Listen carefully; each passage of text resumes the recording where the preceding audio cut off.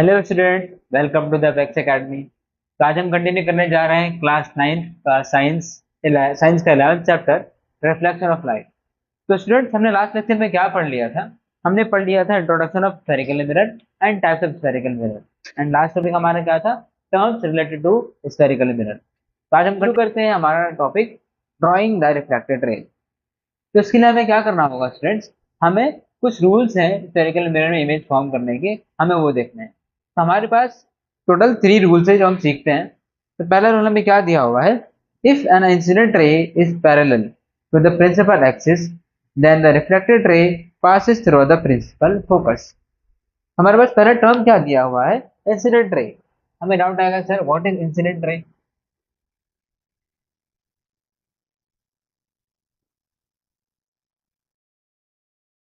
तो मैं आपको इसको कुछ इस तरह समझाता हूँ। ये मिरर है हमारा, ठीक है। मिरर पे जो लाइट रे आती है, कुछ रेज को हम लोग क्या बोलते हैं? Incident ray. ठीक है, उसके बाद ये क्या होती है? रिफ्लेक्ट हो जाती है। अगर ये हमारा कॉनकेव मिरर तो इसी तरफ जाएगी ना। हमने सपोज किया कि ये कॉनकेव मिरर है, रिफ्लेक्ट होकर यहाँ पर आ जाएगी। तो ये हमारी रे क्या हो रहेगी? अगर मैंने इसको नाम दे दिया, ये ए है, ये बी है और ये सी है, तो हम क्या बोलेंगे? जो लाइन ए बी है, ए बी सी है ना, तो हम क्या बोलेंगे? लाइन ए बी क्या हमारी इंसिडेंट रे है, और रे अगर ये पॉइंट ए है, बी है और ए सी है, तो हम क्या कह सकते हैं? जो रे ए बी है वो इंसिडेंट रे है, और जो रे बी सी है वो क्या हमारी? Reflected ray. ठीक है, हमें इंसिडेंट रे और रिफ्लेक्टेड रे समझ में आ गया। अब हम आते हैं अपने पहले लॉ के पहले रूल रूल की तरफ। क्या है रूल वन?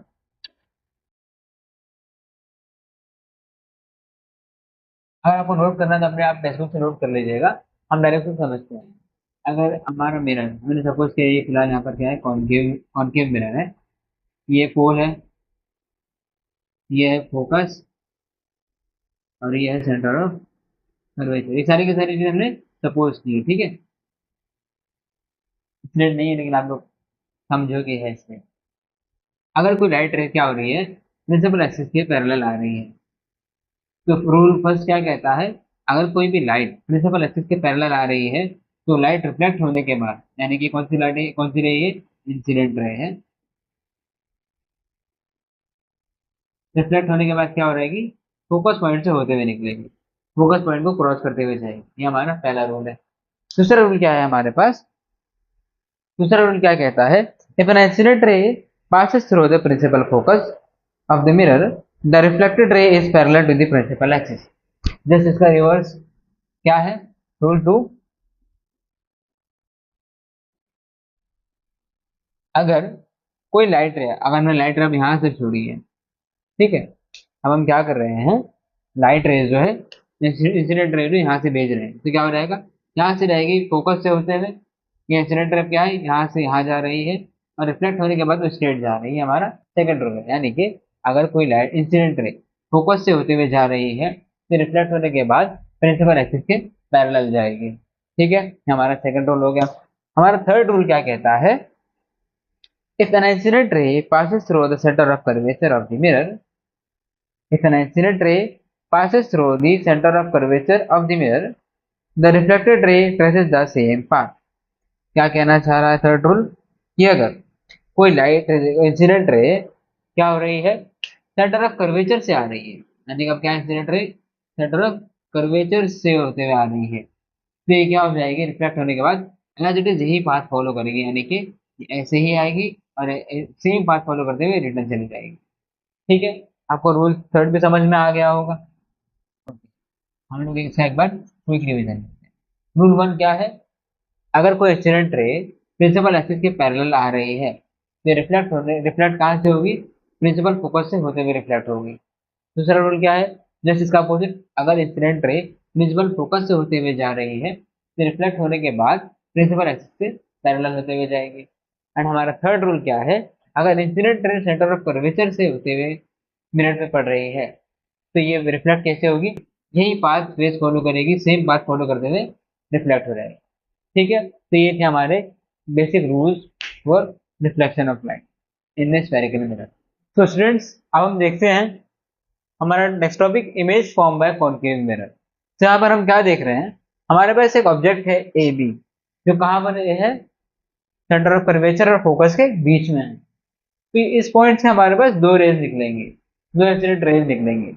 एक रे होगी जो कि प्रिंसिपल एक्सिस के पैरेलल होगी, और दूसरी रे क्या होगी, हमारे फोकस से होते हुए जाएगी। हमारा पहला रूल के अकॉर्डिंग प्रिंसिपल एक्सिस के पैरेलल है तो क्या रहेगा, फोकस से होते हुए जाएगी रिफ्लेक्टेड रे। और दूसरा रूल क्या था, अगर प्रिंसिपल एक्सिस फोकस से होते हुए कोई लाइट रे इंसिडेंट रे जा रही है तो वो क्या होगा, प्रिंसिपल एक्सिस के पैरेलल जाएगी। ये दोनों हमारे first rule second rule follow हो रहे हैं। अब जहां पर ये दोनों रिफ्लेक्टेड रेज एक दूसरे को क्रॉस करेंगी, वहां पर हमारी इमेज फॉर्म होगी। तो हमें दिख रहा है कि क्या हो रहा है, कि जो इमेज है हमारी एक उल्टी है ना, इन्वर्टेड, जिसकी साइज है उससे बड़ी है ना, मैग्नीफाइड इमेज फॉर्म हो रही है, इन्वर्टेड मैग्नीफाइड इमेज फॉर्म हो रही है। ठीक है, तो ये हमारा एक केस था कॉनकेव मिरर का, जिसमें हमने क्या किया है, सेंटर ऑफ कर्वेचर और फोकस के बीच में ऑब्जेक्ट रखा है। ऐसे हमारे पास स्टूडेंट्स टोटल 6 केसेस है, इंक्लूडिंग दिस केस। ठीक है, तो उसके लिए हम उसकी सारी डिटेल्स यानी कि हमने ऑब्जेक्ट कहाँ रखा है, इमेज कैसी फॉर्म हुई है, कहाँ फॉर्म हुई है, उसके लिए हमारे पास पेज नंबर 122 पर एक टेबल दिया हुआ है, हम वो टेबल देखते हैं। तो पहला हमें क्या दिया हुआ है, बिटवीन पोल एंड फोकस, यानी कि ये हमारा पोल है और फोकस, यहाँ पर हमारा ऑब्जेक्ट होगा। तो हमें इमेज कहाँ मिलेगी, बिहाइंड द मिरर, यानी कि हमें जो मिरर है वो यहाँ पर मिलेगी। इसका एक्सप्लेनेशन हमारी टेक्स्ट बुक में पेज नंबर 121 पर भी दिया हुआ है। ठीक है, तो इसमें नेचर ऑफ इमेज कैसा होगा, इरेक्ट एंड वर्चुअल। इरेक्ट यानी क्या होता है, जो इमेज का साइज, जो ऑब्जेक्ट का साइज है उससे बड़ी साइज होगी इमेज की। Okay, and size of image क्या होगी, मैग्नीफाइड, यानी कि जो साइज ऑफ इमेज मैग्नीफाइड यानी क्या होता है, जो साइज ऑफ ऑब्जेक्ट है उससे थोड़ा थोड़ा बड़ा, यानी कि ना तो इससे छोटा होगा ना तो इससे बहुत ज्यादा बड़ा, बीच में होगा।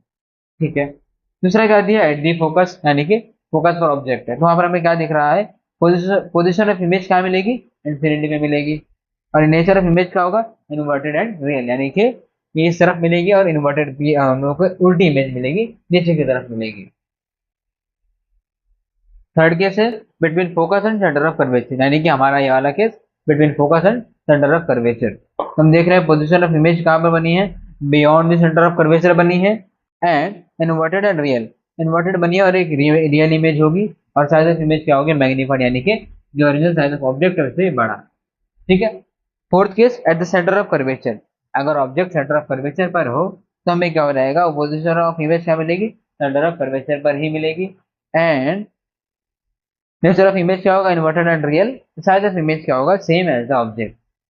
ठीक है, और आगे के दो केस हमें और दिए हुए हैं, beyond the centre of curvature and at a very large distance. ये भी आप, ये आपको खुद से देख लीजिएगा, अगर इसमें आपको कुछ डाउट हो तो आप लोग पूछ सकते हैं। हाँ, इसमें आपको देखिएगा size of image, diminished image and point image. Diminished image यानी क्या, जो साइज ऑफ ऑब्जेक्ट, जो इमेज है वो साइज ऑफ ऑब्जेक्ट से छोटी होगी। ठीक है, हमारे पास चार टर्म्स हैं, एक है मैग्नीफाइड, एक है वेरी लार्ज, एक है डिमिनिश्ड और लास्ट है पॉइंटेड इमेज। मैग्नीफाइड यानी क्या, जो साइज ऑफ इमेज है वो साइज ऑफ ऑब्जेक्ट से बड़ा है। ठीक है, डिमिनिश्ड मतलब ये हो गया, मैग्नीफाइड मतलब ये हो गया कि साइज ऑफ इमेज जो है साइज ऑफ ऑब्जेक्ट से बड़ा है। वेरी लार्ज मतलब क्या, साइज ऑफ इमेज जो है साइज ऑफ ऑब्जेक्ट से बहुत बड़ा है। ठीक है, उसके बाद क्या है हमारे पास, पॉइंट ये डिमिनिश्ड इमेज, यानी कि साइज ऑफ इमेज जो है साइज ऑफ ऑब्जेक्ट से छोटा है। एंड पॉइंटेड इमेज यानी क्या होता है, जो इमेज बनेगी वो बहुत छोटी, यानी कि ऐसा पॉइंट इमेज बनेगी बहुत छोटी, यानी कि बहुत दूर बनेगी। ये हमारे सारे के सारे केस हो गए किसके, कॉनकेव मिरर के। अब हम देखते हैं image form by the concave convex mirror. जो ये केस हमारे पास कॉन्वेक्स मिरर का, इतना डिफिकल्ट तो नहीं है, इसमें हमारे पास ज्यादा केसेस भी नहीं है। ठीक है, लेकिन हमें क्या होना चाहिए, कुछ इसके की पॉइंट पता होना चाहिए। क्या, पहले तो जो नेचर ऑफ इमेज होगा वो डिस्टेंस पे डिपेंड नहीं करेगा, यानी कि अगर हमने यहाँ पर क्या हो रहा था, जैसे जैसे ऑब्जेक्ट यहाँ पर था, हमने अलग अलग जगह पर ऑब्जेक्ट रखे थे ना, पोल और फोकस के बीच में, फोकस पे, फोकस एंड कर्वेचर के बीच पे, फिर कर्वेचर पे, एंड देन कर्वेचर के पीछे पे, तो क्या करते इमेज अलग अलग फॉर्म होनी थी। लेकिन यहाँ पर क्या है, आप ऑब्जेक्ट को किधर भी रखो, इमेज डिस्टेंस पे डिपेंड नहीं करती। ठीक है, सेकंड पॉइंट क्या है, जो इमेज फॉर्म होगी वो क्या होगी, ऑलवेज वर्चुअल होगी। ठीक है, स्मॉलर होगी then object, and last behind the mirror बनेगी। ठीक है, मिरर के पीछे ही बनेगी, वर्चुअल होगी एंड स्मॉलर होगी। ठीक है, यानी कि रियल इमेज नहीं होगी, एक इमेजिनरी इमेज होगी। ऑब्जेक्ट की साइज से छोटी ही होगी और मिरर के पीछे बनेगी। ये हमेशा कॉन्वेक्स मिरर यही तीनों चीजें फॉलो करेगा।